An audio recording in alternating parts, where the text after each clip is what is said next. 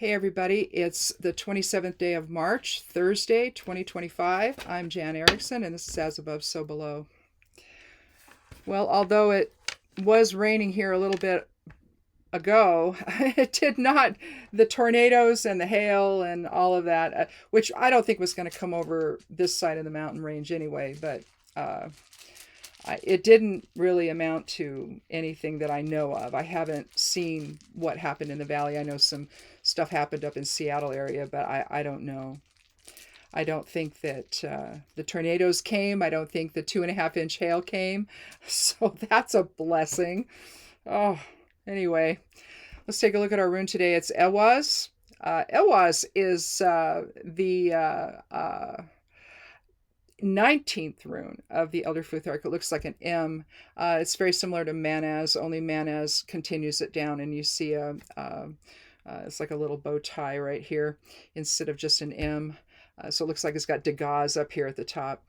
But Elwaz is about the intuitive bond we share with one another. It also represents the Merkaba, or the soul vehicle. But it's Laguz forward and reversed, connecting there in the center, and then you've got Kenaz bringing the light of spirit into all of that. So I think that it's flowing together on a soul level with one another. Understanding when it says intuitive bond that we share, it's really the soul experience that we share with one another. It could also be the self and the other side of self, if you want to look at it that way. But it's coming together in light, essentially. It could be about partnership. It can be relationships. It's astral travel. It's useful in astral travel work or meditation. But it's just, because you can visualize it and walking through it, essentially, as sort of a doorway into higher consciousness. And so, but essentially, it's binding us toward a mutual end. So there's something that you're going to share with others today, either in your personal life or in the greater societal stuff that's going on, that's binding us together in a higher plane of consciousness that's above all of the ego stuff that goes on in physical reality. Let's see what the Geomancy rune has to say today. We're looking at via, or a path. Its complement's going to be populous, which is, following along with the crowd. Via, on the other hand, is setting an intentional path. Sometimes it also means stuck in perception, but generally speaking, if you're going to put it together with Ewaz here today, I would say that we're bound together on a higher plane of consciousness on the same path toward awakening, toward enlightenment, toward ascension. And again, that does not have to happen in the soul reality. It can happen in physical reality as well, simply by changing your focus into away from the reactive ego and toward who you actually are as a soul. Focus into form, to learn whatever, and to bring that back to the collective consciousness or to the creator. I mean, however you want to see that. It's up to you there. Let's go ahead though, and let me just shuffle just a little bit more, and I'll cut the deck and take 3 cards, and we'll see what they have to say. Give us a little more details about what this is about. So I'm going to cut the deck, take the lower half. Well, we have here, let's put the cards over there. We have 1 card from the major arcana, the High Priestess. I'm going to put that in the center here and probably start with her. Again, because if we're having an intuitive bond with one another, Ewaz is going to align with the High Priestess, I think. And the other 2 cards are the 4 and 7 of Pentacles. And so we have a run on the Earth element, or Pentacles, which has to do with our physical reality. It could be money. It's expressed in the Rider-Waite as money, as coins, large coins. And basically,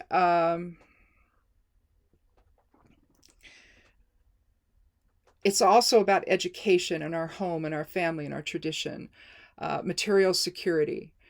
is going to be, it looks like, we'll just say that that's since we have a run on Pentacles, we'll just say there's going to be a material security issue here that is impacting you today.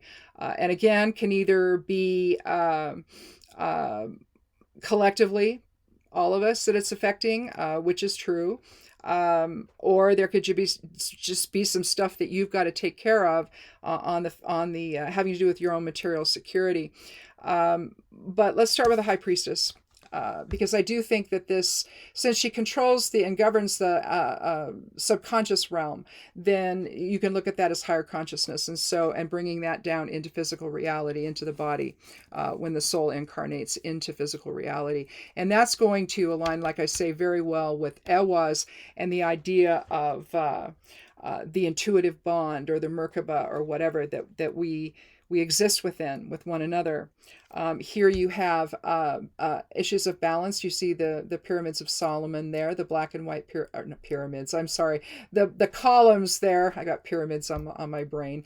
Anyway, we have Maiden Mother Crone represented in her crown. We see the balance between invoking into physical reality and the physical plane here on her gown. She's holding the Torah, or the Word of God, on her lap. You see a drape behind her that, if you could see the whole thing, it would show the tree of life from the Kabbalah. She's stepping just very ever so slightly on the maiden moon there. So what you have when the Fool takes this leap into form, it takes that leap of faith. It then creates its reality. That's the soul, essentially. This is how I see it. And so it's taking its leap into physical reality. From there, it uses the energy of the magician to create the physical surroundings, and the energy of the High Priestess to invoke the soul into all of that, essentially. So you're talking about, with the High Priestess, you're talking about the divine feminine, revelation, compassion, inner wisdom, the dream state, change, alignment, and source presence, also intuition and higher wisdom. And so how I want to relate that, though, to the idea of having a run on Pentacles and the idea of material security, we can become, when material security is threatened, we can become very scattered in our thinking. We don't really know what to do because we've never been there before. All of a sudden, maybe the money that you have come in. It's like when you suddenly lose a job, or you're say the company closes and they don't tell anybody ahead of time. They give you your pink slip, and you're like, what? Because you bought a house, you've got car payments, you've got, you have your health insurance, you have dental insurance, whatever it is, right? Maybe you've got kids to support, you've got, you have a spouse, a partner. Everything is going to be impacted. And that's kind of where we are in the country right now. But saying that, it's all going to hit home if the worst happens, like what seems to be the case, at least at this point.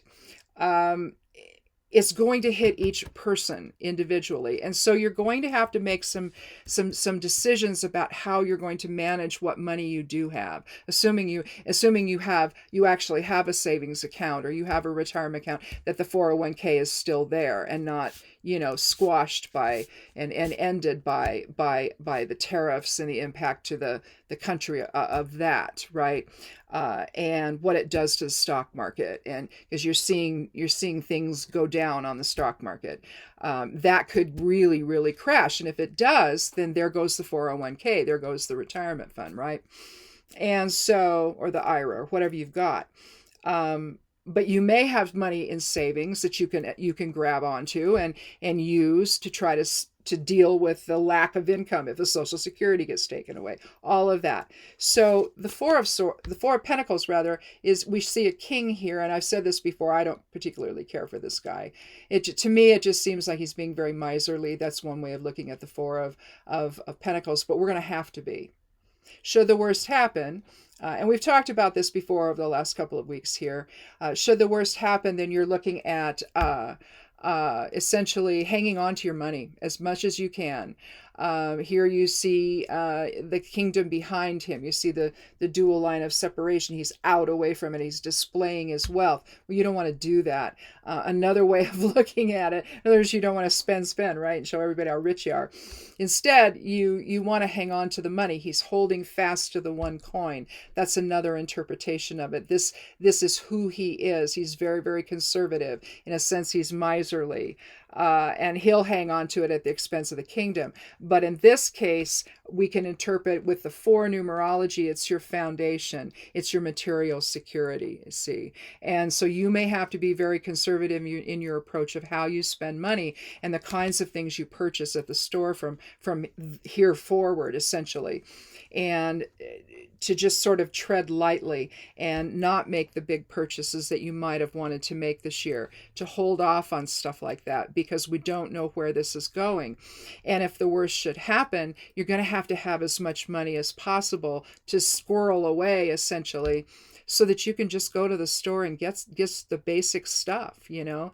I said the other day, when I was in college, I lived on rice and lentils. Once in a while, I'd buy a little 6-pack of chicken legs, and I'd be one, and then maybe I wouldn't have another one for like 4 or 5 days. And I put it in with the rice and the lentils, right? So that's how I lived in college because I didn't have any money. And I had very little to live on. And once you pay for an apartment, see, you don't have a lot left, right? And so I didn't eat very well during that time. But that may be what some people are going to be faced with. And so you're going to have to be very careful going forward about how willing you are to buy stuff that you don't actually need. And so once we find out what's really going to happen, we're going to have more ability to understand what's at stake and what we have to do. But until then, you may want to not only be careful how you spend your money, but take stock of what you have. So again, what you can get your hands on and what you can do to survive, basically. Here we have the farmer leaning on his hoe, taking a look at the grape harvest here, or the grapevines that are growing, I should say, not the harvest, but you see all the coins on representing the amount there, the wealth that he has there, the amount of material security he's going to have from his crops, essentially, to either put up for the winter with his family or to sell, to get money to do that, to buy stuff that he's going to need. But he's essentially he's observing with the 7. 7 is observation and balance and letting things settle out. Pictorially, I say the 7 is scales. I finally put one on my computer so I can just grab it. But this is the 7 sketched out in the form of a scale. What you want to do is allow things to settle out so that you can understand and take an inventory of what you have to get you through. And if you're going to the store and you're buying things, and you want to be buying things that can last for a long time, and store it effectively so that rodents and bugs and what don't get into it. So you might have to invest a little if you don't already have containers like that, but you need to be able to be sure that whatever you're buying right now isn't going to get damaged in any way, right? And so that you'll have it just in case. And so again, stepping outside the ego's reaction to all of this and the fear that's obviously going to be there going forward, at the same time, you want to see this from a place of higher understanding. And so it allows you then to make the kind of decisions you need to make instead of the ones you want to make, because there's a difference, right? Higher awareness is going to say, well, you don't need those chips. You need a bag of rice. You need some canned goods, or you need something, right? It's no different than if you plan for disasters. If you have like a disaster room where you've got stuff stored just in case, an earthquake happens. I know what that's like because when I was 6 years old, was I 6 or was I 7? I would have still been 6. I lived in Alaska, and it's 1964. There was the 64 earthquake. It was 9.2. We had no power for weeks. We were cut off from the rest of the world. We had no phone service. Nobody knew if we were alive or dead, and we had to make do with what we had. And we were able to do that. and I mean, living up there, it's not at that, especially during that time, I lived in Wasilla and there were only 100 people there. So, I mean, you lived in the woods essentially. And, so so camping was what we did essentially, even though we had a house. But it was, we had to move because our well went dry after that. And so we had to get to another place. Right. And I think we bought a place after that, but you never know when things happen. People that are dealing with fires and dealing with hurricanes and dealing with tornadoes and all of that all over the country know what this is like when suddenly you are lost. There's nothing there for you. And you have to have the ability to deal with everything, and you can't let the ego or emotions or fear or what have you get in the way of that. You have to focus on your material security, and you have to do that from a higher place. Otherwise, you don't get through it. You succumb to the grief of it all, and you're not able to function. And I think that what the high priestess is saying is intuitively, we all know this. And intuitively, we need to come together with one another in Ewas and understand that we are going to get through this together. Instead of trying to go it alone. And some people will have no choice but to go it alone. But for those that understand, take stock of what you have and be conservative in how you spend your money, and make sure what you have, the money you do spend right now, is going to go for things that you got to think in terms of, well, what if a disaster happened? Well, trust me, if you lose your Social Security, your Medicaid, your Medicare, whatever, that's a disaster. So you have to be able to function. You have to be able to still live, and in the time it takes to try to undo the damage of that. And hopefully it can be. But the point is that we're on a path that's one, that's together. This is going to happen to everyone, if in some way, if that happens, assuming that, even if it's that you have relatives, parents or grandparents that are going through it, and you're employed and you're still doing fine. Well, not everybody will be. And so those of us that aren't, are going to have to come together and try to get through this whole experience together, should it happen. It just looks from the way it's talking that that's what their intention is. So to devastate people, and because they think that's the thing to do. It's like, how do you do that? How do you do that to people? But in any event, that may be what this is. And so make sure that you understand that it's a different path to be on right now. It's a different mindset where you take stock of what you have. You are miserly and you're conservative in how you spend your money, and avoid the kind of purchases. Be a little more balanced, in other words, in how you spend your money, and focus on the necessities. Get used to that and start stockpiling what you think you're going to need should something happen, just to get you through until you can figure out what you're going to do. Maybe it's you're going to have to go look for a job or something. I don't know. And for some people that just won't be possible. It's just not going to be possible. And so, restructuring your life in a way that's conservative for a lot of people is difficult. They're not used to it. They have money, they spend it on whatever they want to spend it on.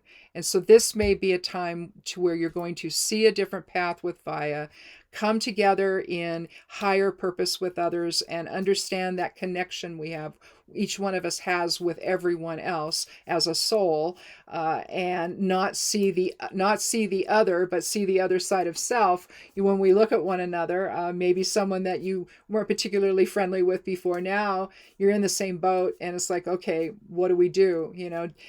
People, who knows? Maybe some people will be designated to grow gardens, that are bigger than what they had.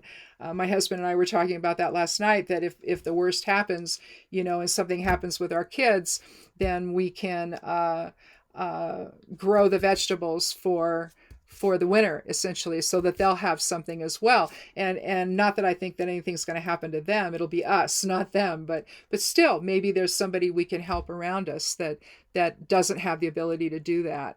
And so there might be things like that binding toward mutual end here on this new path that we may be on.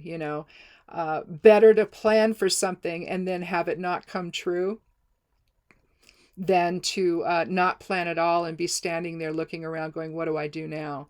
And I really think that with the run on Pentacles here, it's really about thinking about your finances and to try to imagine, okay, if something really awful happens here and the stock market crashes and my 401, my retirement account goes away and all I have is Social Security, they want to take that away. Well, what do I do then?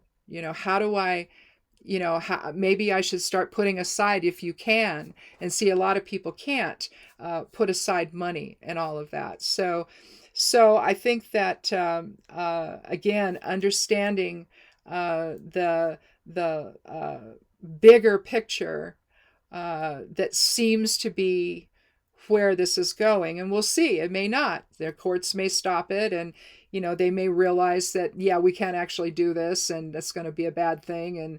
And in terms of their own agenda, it'll be a bad thing. That because I don't really think they care. I really don't. They don't care about average people and what happens to the rest of us.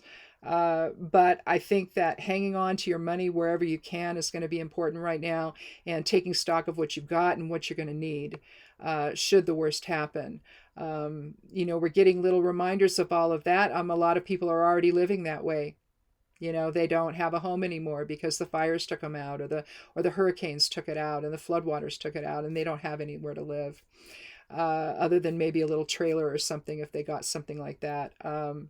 But if they remove FEMA, which they're wanting to do away with FEMA, I read yesterday, then I'm not sure where the money's going to come for that, right? So we may be in a real bad situation where it's totally uncharted territory, and I think that that's why taking stock of what you have and what you think you might need, should something like that happen, really makes sense. Some of us don't live in areas where weather or anything like that impact, but at least not like that.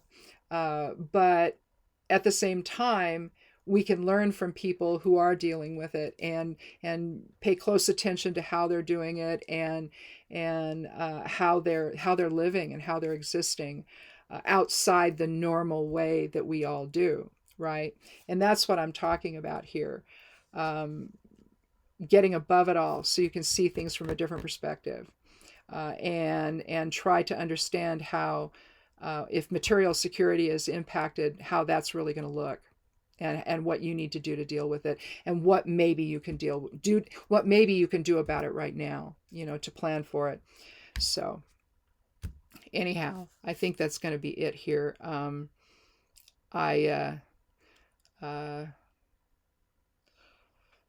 don't know. These are weird times, aren't they? And we don't really know what's coming in the future. Some people do. Some people have already lost their jobs, and they did it in a way that they can't get unemployment insurance. They can't get that. They get fired for cause, and sometimes you don't get unemployment after that. And that's what a lot of people have been dealing with. So how could they do that to people? You want to end an agency and just end it right now? Well, don't say you fired people for cause. That seems cruel, don't you think? But these are the kinds of things people are having to cope with right now. And I don't know. It seems awfully out of control. And I'm not sure how we're going to bring it back in control. So, but maybe people got ideas for that. I don't know. We'll hope. And maybe we can stop the worst from happening. So, but until then, just be careful with your money and take stock of what you got, and try to increase that intuitive bond you share with others, so that and start talking about it, and seeing what other people are doing, and to try to stave off some of this and delay some of the impacts. So anyhow, that's it. So thanks for watching, and I know this is a hard time, and we're trying to all do what we can, and just so hang in there, and we'll come together. I do this on Mondays and Thursdays of each week, and who knows, maybe the cards and the runes will give us some ideas about how to meet our challenges in the future here. So thanks for watching, and come back again on Monday for another edition of As Above, So Below. Be good to yourself, be good to one another, and blessed be.